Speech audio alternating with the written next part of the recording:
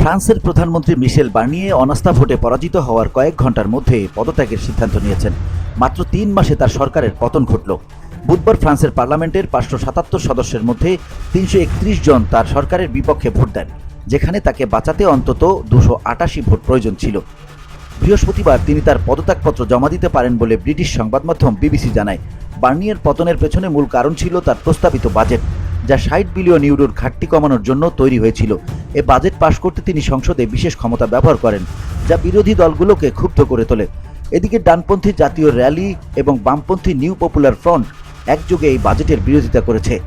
R নেতা marine লে pen বাজেটটিকে ফরাসিদের জন্য ক্ষতিকর বলে উল্লেখ করেছেন। বার্নিয়ের পদত্যাগের পর প্রেসিডেন্ট এমানুয়েল ম্যাক্রো নতুন প্রধানমন্ত্রী নিয়োগ দেবেন, তবে নতুন নেতৃত্ব খুঁজে পেতে কিছুটা সময় লাগতে পারে। এদিকে বিরোধীরা ম্যাক্রোর পদত্যাগের দাবিও তুলেছেন, যদিও তিনি স্পষ্টভাবে জানিয়েছেন তিনি পদত্যাগ করবেন না। আগামী জুলাইয়ের আগে নতুন সংসদ নির্বাচন সম্ভব নয়, তাই এই অচলাবস্থা আরও কিছুদিন চলতে পারে।